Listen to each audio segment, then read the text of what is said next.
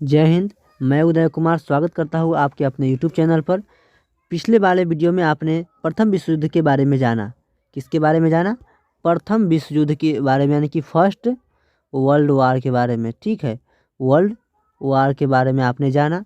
और आज हम द्वितीय विश्व युद्ध के बारे में जानेंगे। आज हम लोग इस वीडियो के माध्यम से द्वितीय विश्व युद्ध यानी कि सेकेंड वर्ल्ड वार के बारे में जानेंगे। ठीक है, तो चलिए देखते हैं कि द्वितीय विश्व युद्ध क्यों हुआ। तो आपको पता है कि प्रथम विश्व युद्ध क्यों हुआ था? अगर आपने पिछले वाले वीडियो नहीं देखा है तो कृपया उसे जाकर देख लीजिए। पार्ट 1 करके वह वीडियो है ना अपलोड कर दिया गया है। तो देखिए, यूरोप जो था वो 2 गुटों में विभाजित हो चुका था। जैसे कि पहला गुट था ट्रिपल अलायंस करके। क्या? ट्रिपल अलायंस, जिसमें जर्मनी था, इटली था, ऑस्ट्रिया हंगरी था। ठीक है, और दूसरा एक गुट था ट्रिपल एतांत करके। क्या? ट्रिपल एतांत, उसमें आपका फ्रांस था, ठीक है, रसिया था और ब्रिटेन था। क्या था? फ्रांस, रसिया और ब्रिटेन। तो ये 2 गुटों का निर्माण हो चुका था और प्रथम विश्व युद्ध हुआ। प्रथम विश्व युद्ध होने के बाद क्या हुआ कि फ्रांस की राजधानी पेरिस में शांति सम्मेलन हुआ। क्या हुआ? पेरिस में शांति सम्मेलन हुआ 1919 में। ठीक है, 1919 में जब सम्मेलन हुआ तो क्या हुआ कि इस सम्मेलन में पराजित राष्ट्र जैसे कि जर्मनी थे, है ना, ऑस्ट्रिया थे, हंगरी थे, इसको जो है युद्ध का हर्जाना भरने के लिए कहा गया। क्या कहा गया? युद्ध का जितना भी खर्च था इन सब का बोझ किन पर लाद दिया गया? पराजित राष्ट्रों पर, यानी कि जर्मनी पर। किस पर? जर्मनी पर। ठीक है, तो जर्मनी इससे वास्तविक था कि वह नाखुश होता है और वह इस बात को मानने से इनकार कर जाता है। और जर्मनी क्या करता है? जर्मनी में हिटलर जैसे एक नेता का उदय होता है और वह फिर जो है साम्राज्य विस्तार करने लगता है और द्वितीय विश्व युद्ध हो जाता है। ठीक है, तो चलिए देखते हैं द्वितीय विश्व युद्ध की पृष्ठभूमि कैसे तैयार हुई थी। देखिए यहाँ पर द्वितीय विश्व युद्ध की पृष्ठभूमि कैसे तैयार हुआ पृष्ठभूमि। ठीक है, तो प्रथम विश्व युद्ध की भयावहता और व्यापकता से लोग आक्रांत थे। सभी राष्ट्र भविष्य में ऐसे किसी युद्ध की कल्पना से बचना चाहते थे। यानी कि जो प्रथम विश्व युद्ध हुआ था उससे बहुत ज़्यादा क्षति हुआ था, इसलिए अब पूरे विश्व जो है ऐसा युद्ध होने से डरते थे। ठीक है, इसके लिए अंतर्राष्ट्रीय संगठन भी बनाया गया। प्रथम विश्व युद्ध से पहले अंतर्राष्ट्रीय स्तर पर कोई ऐसा संगठन नहीं था जो कि अंतर्राष्ट्रीय मुद्दों पर जो है बातचीत कर सके।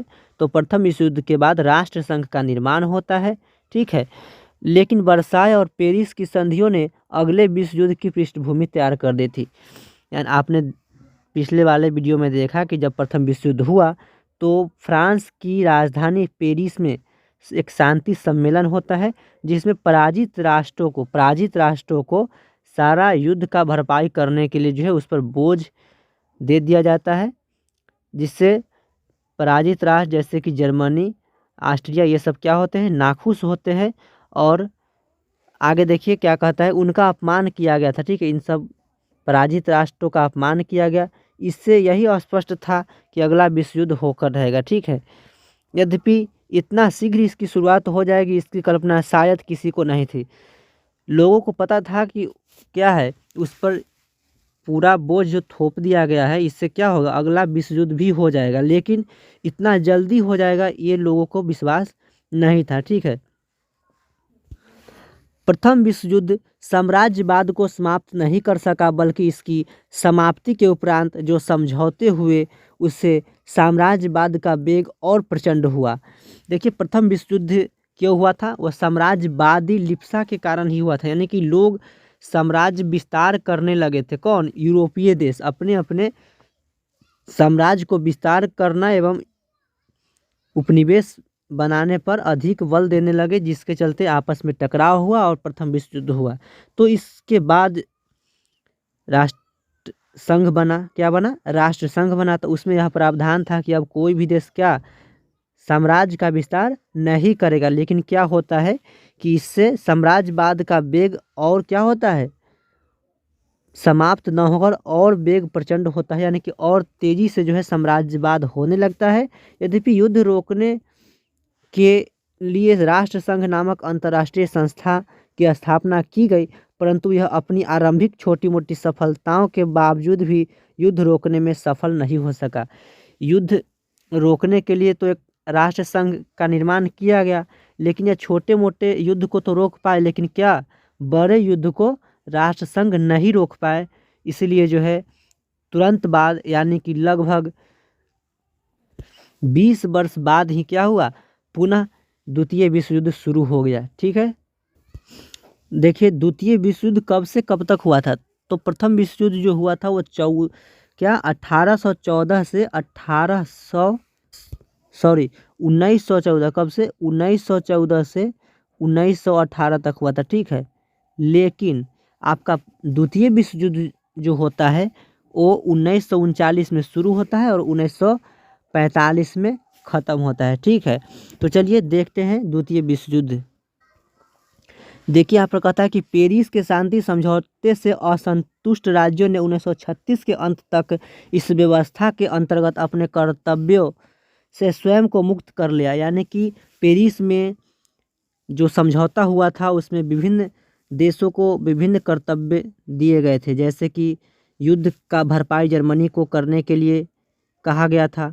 तो 1936 तक आते आते जितने भी देश इस समझौते से असंतुष्ट थे, उन्होंने क्या किया कि अपने को इस व्यवस्था के अंतर्गत अपने कर्तव्यों से मुक्त कर लिया। यानी कि वो कहता है कि अब हम ये फैसला को नहीं मानेंगे। ठीक है, और अपने अपनी क्षतिपूर्ति का दावा करने लगा। क्या करने लगा कि हम किसी का भरपाई नहीं करेंगे, हम खुद का भरपाई करेंगे। ठीक है, यानी कि हमें भी तो इस युद्ध से हानि हुआ है, तो फिर अपना अपना भरपाई सब करें, हम क्यों किसी का भरपाई करेंगे। ठीक है, तो इस प्रकार से सब असंतुष्ट राज्य क्या करते हैं, यानी कि असंतुष्ट देश जो है अपने को इस कर्तव्य से मुक्त कर लेते हैं और सब जो है अपने अपने क्षतिपूर्ति का दावा करने लगे थे। यानी कि सब कहते थे कि अब हमारा जो क्षति हुआ उसका पूर्ति कौन करेगा। ठीक है, हम किसी का पूर्ति क्यों करेंगे। इसके लिए जो है युद्ध फिर जो है नज़दीक दिखने लगा, यानी कि इसके लिए केवल युद्ध ही हो सकता था। ठीक है, इस तरह खतरे के कारण ब्रिटिश सरकार जो अपनी ओर से निशस्त्रीकरण करके एक उदाहरण प्रस्तुत करना चाहती थी, ऐसा करने का इरादा छोड़ दिया और प्रतिरक्षा के नाम पर सशस्त्रीकरण में जुट गई। देखिए राष्ट्र संघ में यह प्रावधान किया गया था कि कोई भी देश अब सेना का विस्तार अथवा शस्त्र को जो है बढ़ावा नहीं देगा। ठीक है, लेकिन जब क्या हुआ, जब लोगों को लगा कि अब पुनः युद्ध हो सकता है, तो जो ब्रिटिश सरकार निशस्त्रीकरण करना चाहती थी वह क्या किया, प्रतिरक्षा के नाम पर, किसके नाम पर, प्रतिरक्षा, यानी कि हम अपनी रक्षा के लिए जो है शस्त्र क्या करेंगे, शस्त्र का निर्माण करेंगे। ठीक है, तो ब्रिटिश सरकार क्या करने लगा, शस्त्र का निर्माण करना शुरू कर दिया और इन तमाम घटनाओं को राष्ट्रसंघ मौन और मूक साक्षी बनकर देखता रहा। यानी कि राष्ट्रसंघ को मना करना था, है ना, तो वो क्या किया, मना नहीं किया और जो हुआ उसे होने दिया और अंततः वह घड़ी आ गई द्वितीय विश्व युद्ध के कारणों की चर्चा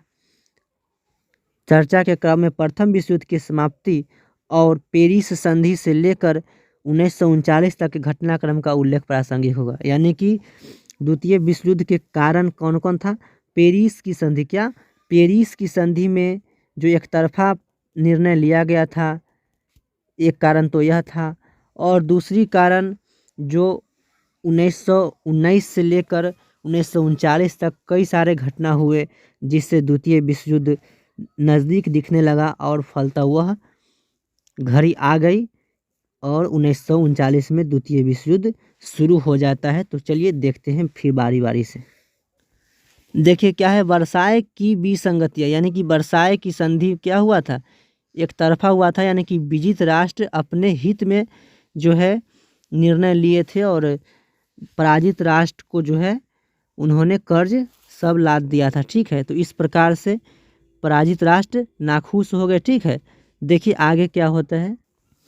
देखिए वचन विमुखता, क्या द्वितीय विश्व युद्ध का एक कारण वचन विमुखता है। जैसे कि राष्ट्र संघ के विधान पर हस्ताक्षर कर सभी सदस्य राज्यों ने वादा किया था कि वे सामूहिक रूप से सबकी प्रादेशिक अखंडता और राजनीतिक स्वतंत्रता की रक्षा करेंगे। यानी कि राष्ट्र संघ के जितने भी सदस्य थे उन्होंने क्या किया था, वो वादा किया था कि सबकी प्रादेशिक अखंडता, यानी कि सबको क्या रखेगा, अखंडता बनाए रखेगा, यानी कि कोई भी देश किसी भी देश पर कब्जा नहीं करेगा। ठीक है, किसी को उपनिवेश नहीं बनाएगा और सबकी स्वतंत्रता की रक्षा करेगा। लेकिन अवसर आने पर सब समर्थ राष्ट्र पीछे हटते गए और रूस को सदस्य नहीं बनाया गया था। लेकिन ऐसा वो क्या किए, नहीं किए, और राष्ट्र संघ का सदस्य रूस को नहीं बनाया गया था।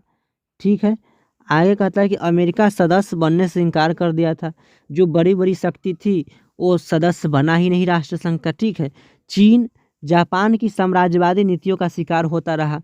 जो कहा गया था राष्ट्र संघ में कि कोई भी किसी का क्या नहीं करेगा, किसी का साम्राज्य को अपने अधीन में नहीं करेगा, यानी कि किसी को उपनिवेश नहीं बनाएगा, तो ऐसा तो हुआ नहीं। चीन जापान की साम्राज्यवादी नीतियों का शिकार हुआ, यानी कि जापान जो है चीन पर क्या किया, कब्जा जमाया चीन के कुछ क्षेत्र पर। और इटली अबिसिनिया को रौंदता रहा, और इटली जो था वो अबिसिनिया को क्या किया, अबिसिनिया पर आक्रमण करता रहा। फिर देखिए फ्रांस चेकोस्लोवाकिया के विनाश में सहायक हुआ।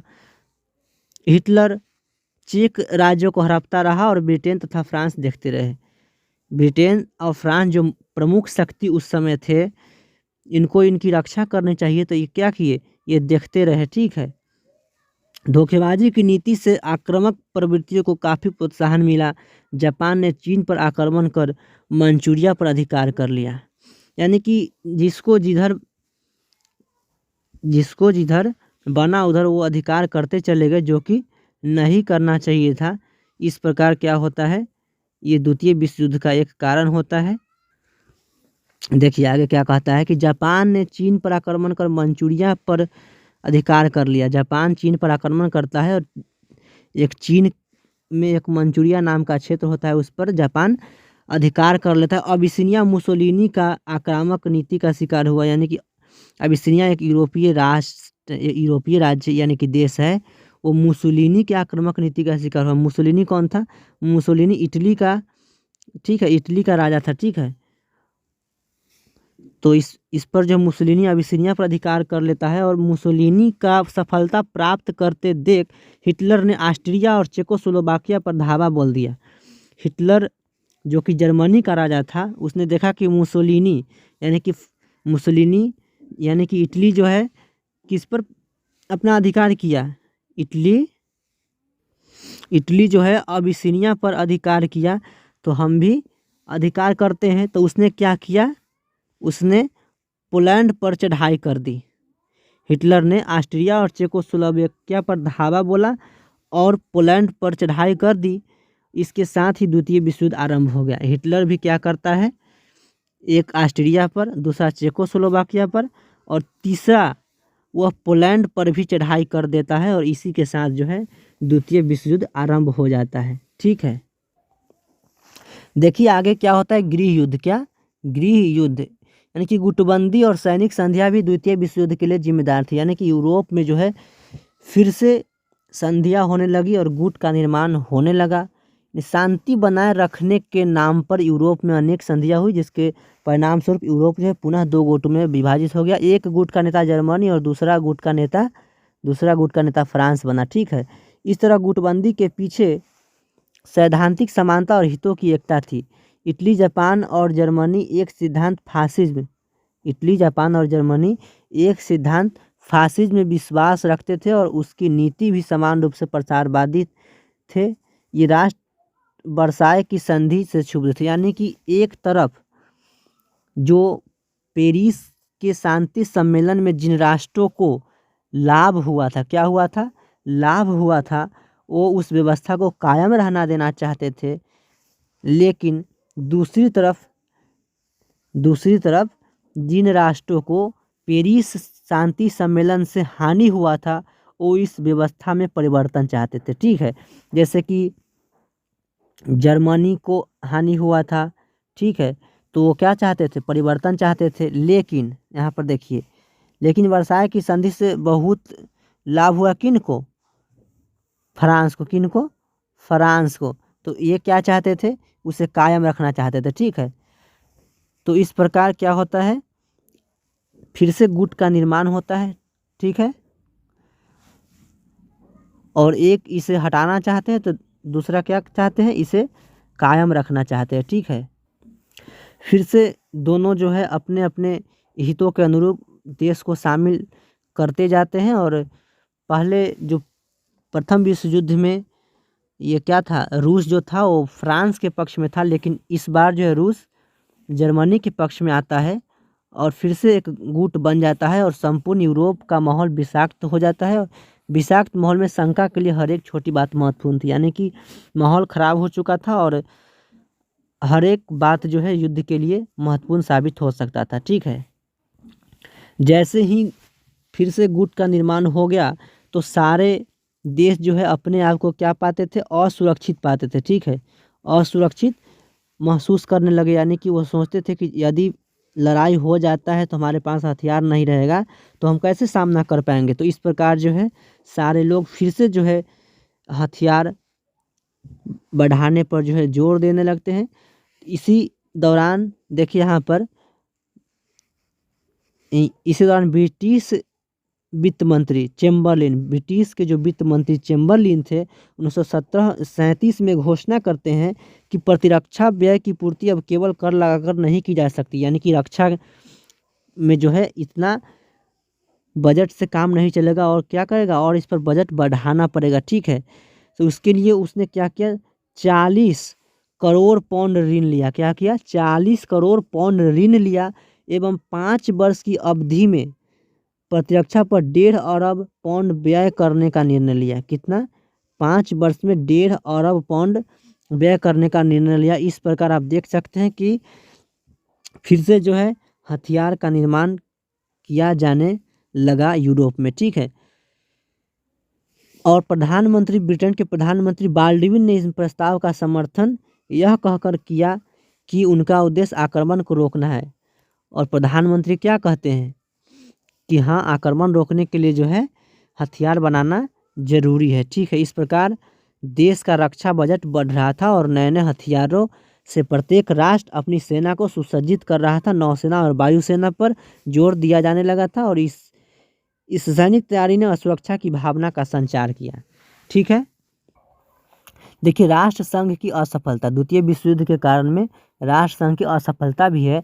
जैसे कि राष्ट्र संघ छोटे मोटे घटनाओं को तो सुलझा लिया लेकिन बड़े विवाद को सुलझा नहीं पाया। ठीक है, इस प्रकार द्वितीय विश्व युद्ध में एक राष्ट्र संघ की असफलता भी महत्वपूर्ण मार्ग प्रशस्त किया। ठीक है, उसके बाद है विश्वव्यापी आर्थिक मंदी, यानी कि विश्व में 1929-30 के समय जो है मंदी हो जाता है। क्या होता है, युद्ध में जो प्रथम विश्व युद्ध में जो हानि होता है, जो आर्थिक खर्चा होता है, आर्थिक रूप से बहुत सारे खर्च हुए थे, तो उसमें उसके बाद जो है यूरोप में मंदी का दौर आ जाता है, जिससे लोग बिल्कुल सरकार के प्रति नाखुश हो गए थे और व्यवस्था में परिवर्तन चाहते थे। ठीक है, और अमेरिका जो ब्रिटिश को, यानी कि यूरोपीय देश को कुछ ऋण वगैरह देते थे। यहाँ पर देखिए अमेरिका से यूरोप को ऋण मिलना बिल्कुल बंद हो जाता है। कब, 1929 के शरद काल में, यानी कि अमेरिका जो कुछ हेल्प करता था इसको आर्थिक रूप से, वो भी अब बंद कर दिया। तब क्या होता है, देश में दिन दुने रात चौगुने क्या हो गया, बेकारी बढ़ गया। देखिए अब आगे है नवीन विचारधाराओं, यानी हिटलर एवं मुसोलिनी का उदय। जैसे ही यूरोप में माहौल ख़राब होता है, यानी कि महंगाई बढ़ जाता है और राजा के प्रति असंतोष हो जाता है, तो उसी समय जो है नया विचारधारा एक उभर कर आता है यूरोप में। जैसे कि हिटलर एवं मुसोलिनी एक नेता के रूप में उभरते हैं और ये फिर से जो है ये कहते हैं कि हम ये सब महंगाई को ख़त्म करेंगे और अच्छा व्यवस्था स्थापित करेंगे। ठीक है, तो आगे देखिए, प्रथम विश्व युद्ध के बाद यूरोप में नाजीवाद और फासीवाद का उदय हुआ है ना। इन सिद्धांतों के आधार पर जर्मनी में हिटलर के नेतृत्व में नाजी सरकार बनी और फासीवाद के सिद्धांत के आधार पर मुसोलिनी के नेतृत्व में इटली में सरकार बनी। यानी कि ये दोनों क्या थे, नाजीवाद और फासीवाद क्या था, आक्रामक नीति थे। यानी कि आक्रमण के द्वारा एक ऐसी व्यवस्था का विकास करना था जिसके माध्यम से देश की स्थिति को सुधार करने का प्रयास करते थे। ये हिटलर जो थे ये जर्मनी के थे और एक मुसोलिनी होते हैं वो इटली के थे। ठीक है, और ये हिटलर नाजीवाद और मुसोलिनी फासीवाद का नेता होता है। ठीक है, ये कहते थे कि जितने भी बुराइयां हैं, यानी कि जैसे कि महंगाई है ना, और जो युद्ध में हानि हुआ है उन सबको हम क्या करेंगे, पूरा करेंगे और राष्ट्र को फिर से गौरव दिलाएंगे। ठीक है, और इन्होंने क्या किया, इन्होंने फिर से जो है दूसरे राष्ट्रों पर आक्रमण करना शुरू किया जिससे विश्व युद्ध की परिस्थितियां पैदा हुई। इन दोनों राष्ट्रों ने फिर से जो है साम्राज्य विस्तार करने लगा, यानी कि फिर से एक दूसरे देश पर आक्रमण करके अपना उपनिवेश बनाना शुरू कर दिया। जापान, जर्मनी और इटली अपने साम्राज्य का विस्तार कर अपनी आर्थिक परेशानियों को दूर करना चाहता था। ठीक है, देखिए इस तरह जर्मनी, इटली और जापान की साम्राज्यवादी महत्वाकांक्षा द्वितीय विश्व युद्ध की कारण बनी। यानी कि फिर से ये लोग जो है साम्राज्य का विस्तार करने लगे, उपनिवेश बनाने लगे और क्या हुआ, यह द्वितीय विश्व युद्ध का कारण बना। देखिए आगे तुष्टीकरण की नीति। क्या है तुष्टीकरण की नीति? तो जर्मनी जो था वो साम्राज्य विस्तार कर रहा था, क्या धीरे धीरे साम्राज्य विस्तार कर रहा था, और जर्मनी को जो है इंग्लैंड और फ्रांस क्या करते थे, नज़रअंदाज करते रहे कि अरे थोड़ा मोड़ा कर रहा है, करने दो। ठीक है, लेकिन उसने क्या किया, अंत में इतना ज़्यादा साम्राज्य विस्तार करने लग गया कि तब तक देर हो चुका था और तब चाह कर भी बाद में इंग्लैंड और फ्रांस इसे नहीं रोक पाए और क्या होता है, वह द्वितीय विश्व युद्ध का कारण बन जाता है। ठीक है, यानी कि हिटलर मानता ही नहीं है और एक से एक देश पर जो है अपना अधिकार जमाते जाता है। ठीक है, देखिए यहाँ पर हिटलर सुडेटरलैंड पर अधिकार किया। ठीक है, अधिकार करना चाहता था, इसके लिए उसने 1938 ईस्वी में म्यूनिख में हिटलर और मुसोलिनी मिले। देखिए हिटलर सुडेटरलैंड पर अधिकार करना चाहा, इसके लिए उन्होंने क्या किया, उन्होंने मुसोलिनी से 1938 में म्यूनिख में मिले और इसके लिए इंग्लैंड और फ्रांस हिटलर को मान्यता दे देता है। ठीक है, यानी कि जाइए आप अधिकार कर लीजिए। लेकिन 1939 में हिटलर क्या करता है, पूरे चेकोस्लोवाकिया पर अधिकार कर लेता है। ठीक है, उसके बाद उसने डेंजिंग बंदरगाह और पोलिश गलियारे की मांग पोलैंड से किया। जर्मनी का जो नेता हिटलर था वह साम्राज्य विस्तार करते जा रहा था, उसने क्या किया, चेकोस्लोवाकिया पर अधिकार किया, उसके बाद डेंजिंग बंदरगाह और पोलिश गलियारा की मांग जो है पोलैंड से करता है और पोलैंड इसके लिए तैयार नहीं हुआ और इसकी वजह से जर्मनी जो है पोलैंड पर आक्रमण कर दिया और द्वितीय विश्व युद्ध शुरू हो गया। ठीक है, यहाँ पर देखिए युद्ध का आरंभ और घटनाक्रम, यानी कि युद्ध का आरंभ होता है और घटनाक्रम यानी कि कैसे कैसे क्या होता है। तो 1 सितंबर 1939 को जैसे ही जर्मनी ने पोलैंड पर आक्रमण किया, जर्मनी पहले पोलैंड पर आक्रमण जैसे ही किया, कब, 1 सितंबर 1939 को, इसके साथ ही द्वितीय विश्व युद्ध शुरू हो गया।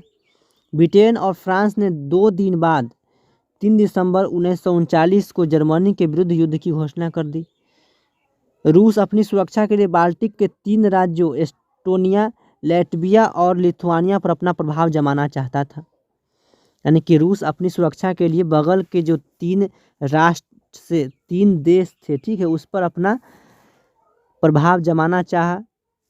तो दिखाते हैं आपको मैप पर एस्टोनिया, लैटविया और लिथुआनिया कहाँ पर है। ठीक है, देखिए यही मानचित्र है यूरोप का, यह है जर्मनी, है आपका पोलैंड, और यही पोलैंड से जो है जर्मनी डेंजिंग बंदरगाह और पोलिश गलियारे की मांग करता है, और जब पोलैंड नहीं देता है तो जर्मनी इस पर आक्रमण कर देता है, और इसी के साथ जो है द्वितीय विश्व युद्ध शुरू हो जाता है।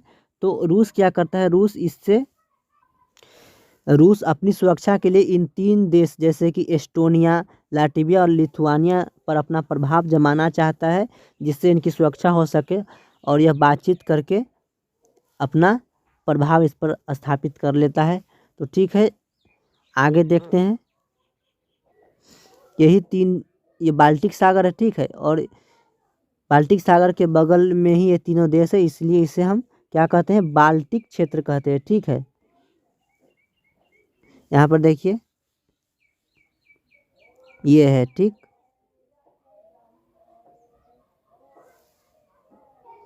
देखिए जब ये तीनों राज्य पर ये रूस जो है अपना प्रभाव जमा लेता है, उसके बाद फिनलैंड पर भी अपना प्रभाव रखना चाहता है अपनी सुरक्षा के लिए। ठीक है, फिनलैंड यही क्या था, एस्टोनिया के ऊपर में जो है, यानी कि एस्टोनिया के ऊपर में जो है फिनलैंड है, उस पर भी रूस अपना प्रभाव चाहता है, तो उससे भी बात करता है और उसके बाद उस पर भी अपना प्रभाव जमा लेता है।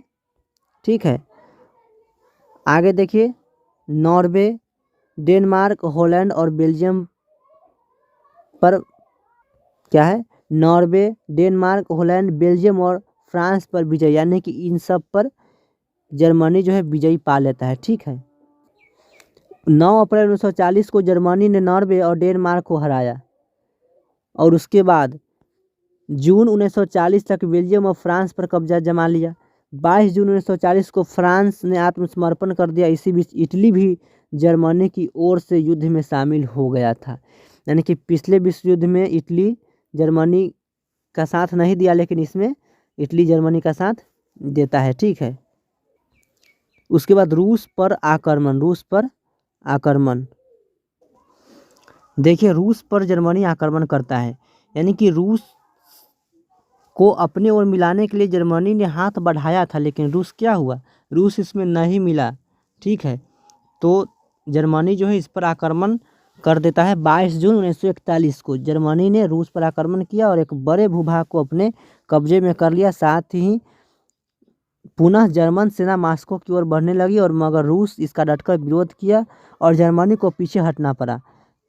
जब जर्मनी ने मॉस्को क्षेत्र अपनाने में विफलता मिली, तो उसे रूस के दक्षिणी भाग पर आक्रमण किया, और अगस्त 1942 में क्या होता है, जर्मन सेना स्टालिनग्राद के निकट तक पहुंच जाता है। ठीक है, यानी कि रूस में जर्मनी सेना जो है घुस जाता है, और करीब 5 महीनों तक युद्ध चलता रहा, और अगस्त सितंबर में स्टालिन ने अपनी सुरक्षा व्यवस्था का पुनर्गठन किया और रूसी सेना एवं नागरिकों को नए उत्साह से शत्रु को रोकने की प्रेरणा दी। और क्या करता है, नया व्यवस्था का गठन होता है रूस में, और रूस के नागरिक फिर से उत्साह से शत्रु को जो है सामना करता है।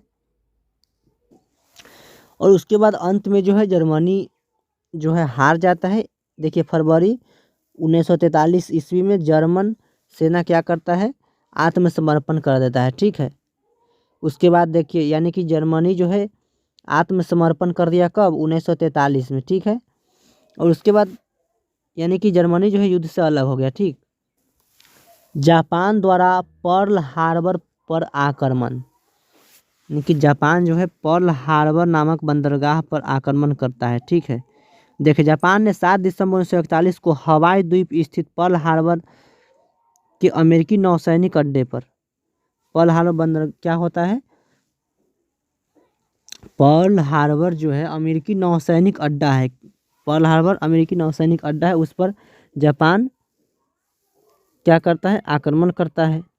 इसके कारण अमेरिका का प्रशांत महासागर स्थित बेरा जो वहाँ रखा गया था तहस नहस हो गया। उसके बाद अमेरिका क्या करता है, 8 दिसंबर 1941 को जापान के विरुद्ध युद्ध की घोषणा कर देता है। उसके बाद जर्मनी और इटली ने अमेरिका के खिलाफ युद्ध की घोषणा कर देता है। देखिए अमेरिका के युद्ध में शामिल होने के बाद अमेरिकी महाद्वीप के सारे देश जर्मनी, इटली और जापान के विरुद्ध युद्ध में शामिल हो गए। ठीक है, देखिए द्वितीय मोर्चा में कौन कौन आता है, यानी कि दूसरे मोर्चे में अमेरिका, इंग्लैंड, रूस और फ्रांस आते थे। ये सब मिलकर जो है जर्मनी को हराने की कोशिश करते हैं और जर्मनी जो है 6 जून 1944 को परास्त हो जाती है।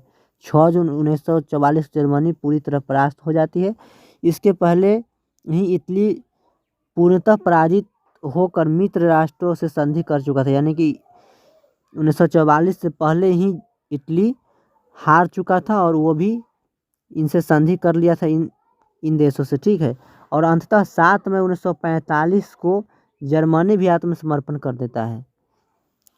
इस दिन तो जर्मनी हारता है, लेकिन 7 मई 1945 को जर्मनी क्या कर देता है, आत्मसमर्पण कर देता है, यानी कि अब हमसे युद्ध नहीं होगा, ठीक है। उसके बाद देखिए मित्र राष्ट्र में कौन कौन थे।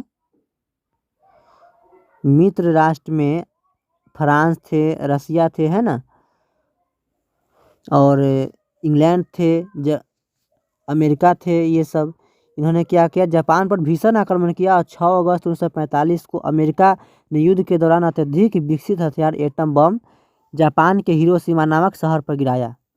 फलतः हिरोशिमा का नामो निशान मिट गया। दूसरा एटम बम 9 अगस्त 1945 को नागासाकी शहर पर गिराया और नागासाकी भी नेस्तनाबूद हो गया। जापान के सामने आत्मसमर्पण के सिवा और कोई विकल्प नहीं था और जापान भी क्या करता है, जापान भी 2 सितंबर 1945 को आत्मसमर्पण कर देता है। इसके साथ ही द्वितीय विश्व युद्ध समाप्त हो जाता है। इस प्रकार मैं उम्मीद करता हूं कि आप कुछ ज़रूर समझे होंगे। अगर आपने अभी तक कुछ समझ लिया है तो ठीक है, और चलिए देखते हैं फिर आगे। 1-2 बार वीडियो देखने के बाद आपको समझ में आ जाएगा और फिर आप जब किताब पढ़ेंगे तो धीरे धीरे पूरे तरह से समझ में आ जाएगा, ठीक है। देखिए उसके बाद परिणाम क्या होता है, द्वितीय विश्व युद्ध का परिणाम क्या होता है। जन धन की हानि, ये तो जरूरी है क्योंकि युद्ध होगा तो हानि तो होगा ही। जन धन की हानि होती है, तो कितना होता है, देखिए इसमें क्या होता है कि 60 लाख यहूदी मारे जाते हैं, 60 लाख यहूदी मारे जाते हैं। और उसके बाद देखिए क्या होता है, द्वितीय विश्व युद्ध में 5 करोड़ से अधिक लोग मरते हैं। पूरा लोग कितने मरते हैं, 5 करोड़ से अधिक, जिसमें 2.8 करोड़ नागरिक थे और 2.2 करोड़ सैनिक थे, ठीक है। आगे देखिए आगे क्या होता है, 1.2 करोड़ लोग यंत्रणा शिविर या फांसीवादियों के आतंक के कारण मारे गए, यानी कि केवल फांसीवादी, यानी कि इटली के आतंक के कारण कितने लोग मारे गए, 1.2 करोड़ लोग। और 60 लाख लोग, पोलैंड के 60 लाख लोग मारे गए। और उसके बाद देखिए इससे भयावह नुकसान सोवियत संघ को हुआ। भयावह नुकसान किसको हुआ, सोवियत संघ को, उसके 2 करोड़ लोग मारे गए। सोवियत संघ का कितना लोग, 2 करोड़ लोग मारे गए, जो आबादी का 10वां हिस्सा था। जर्मनी के लगभग 60 लाख से अधिक लोग मारे गए। इस तरह से बहुत सारे लोग द्वितीय विश्व युद्ध में मारे गए। मानवीय क्षति से अलग बड़े पैमाने पर भौतिक संसाधनों का भी क्षय हुआ। न केवल लोग मरे बल्कि भौतिक संसाधनों का भी बहुत सारा क्षय हुआ, ठीक है। देखिए प्राचीन नगर पूरी तरह नष्ट हो गए। युद्ध में नगर भी समाप्त हो गए, जैसे कि अगर बम गिरा जापान के नागासाकी और हिरोशिमा शहर पर तो समाप्त होना ही था। द्वितीय विश्व युद्ध की कुल लागत बहुत ऊंची थी। अनुमान के अनुसार लागत 13 खरब 84 अरब 90 करोड़ डॉलर थी। कितना था, 13 खरब 84 अरब और 90 करोड़ डॉलर थी। देखिए आगे, परमाणु बम का सबसे पहले इस्तेमाल संयुक्त राज्य अमेरिका ने द्वितीय विश्व युद्ध के दौरान जापान के खिलाफ किया था। परमाणु बम का पहला परीक्षण जुलाई 1945 में किया गया, यानी कि जुलाई 1945 में परमाणु बम का परीक्षण अमेरिका करता है और उसके बाद अगस्त में जो है गिरा ही देता है परमाणु बम, ठीक है। उसके बाद देखिए यूरोप का श्रेष्ठता का अंत होता है। यूरोप, ये श्रेष्ठता का अंत और उपनिवेशों का अंत होता है। यूरोप जो पहले क्या था, पहले श्रेष्ठ माना जाता था, बहुत ज़्यादा शक्तिशाली माना जाता था, और यूरोप की श्रेष्ठता का अंत होता है। और यूरोप और द्वितीय विश्व युद्ध के बाद यूनाइटेड क्या यूएनओ यानी कि संयुक्त राष्ट्र संघ का निर्माण होता है, संयुक्त राष्ट्र संघ बनता है और उसमें यह प्रावधान किया जाता है कि कोई भी देश किसी भी देश को उपनिवेश नहीं बनाएगा और सब को स्वाधीन कर देगा। तो इस प्रकार से यूरोपीय उपनिवेश स्वतंत्र हो जाते हैं, जिससे यूरोप की श्रेष्ठता और उपनिवेश का अंत होता है। इंग्लैंड की शक्ति का ह्रास होता है और रूस तथा अमेरिका की शक्ति में वृद्धि होता है। ठीक है, उसके बाद संयुक्त राष्ट्र संघ की स्थापना, मैंने पहले ही बता दिया कि इसके बाद संयुक्त राष्ट्र संघ की स्थापना हुआ। ठीक है, संयुक्त राष्ट्र संघ यानी कि विश्व लेवल पर एक संगठन का निर्माण किया गया, जिससे कि विश्व के मुद्दे को यहाँ पर उठाया जा सके। ठीक है, अंतर्राष्ट्रीय मुद्दे को यहाँ पर उठाया जा सके और बातचीत के माध्यम से समाधान किया जा सके। ठीक है, अब देखिए विश्व में गुटों का निर्माण हो गया। जैसे ही विश्व युद्ध खत्म होता है वैसे ही क्या होता है, पहले जो देखिए राजनीति में इंग्लैंड छाया हुआ था, अब क्या होता है कि द्वितीय विश्व युद्ध के बाद विश्व साम्यवादी और पूंजीवादी खेमे में बढ़ जाता है। साम्यवादी खेमा का नेतृत्व सोवियत संघ यानी कि रूस कर रहा था और पूंजीवादी खेमा का नेतृत्व संयुक्त राज्य अमेरिका कर रहा था। यानी कि विश्व अब कितने भाग में बट गया, अब एक सोवियत रूस में जो कि साम्यवादी और दूसरा पूंजीवादी जिसका नेतृत्व अमेरिका कर रहा था, और तीसरा जो नव उदित राष्ट्र थे जैसे कि भारत था, अफ्रीकी देश थे कुछ, है ना, ये सब गुट निरपेक्ष के रास्ते पर गए। किस पर? गुट निरपेक्ष। तो इस प्रकार से द्वितीय विश्व युद्ध खत्म होता है। मैं उम्मीद करता हूँ कि आप इस क्लास से लाभान्वित हुए हो। तो चलिए मिलेंगे फिर अगले वीडियो में, तब तक के लिए जय हिंद।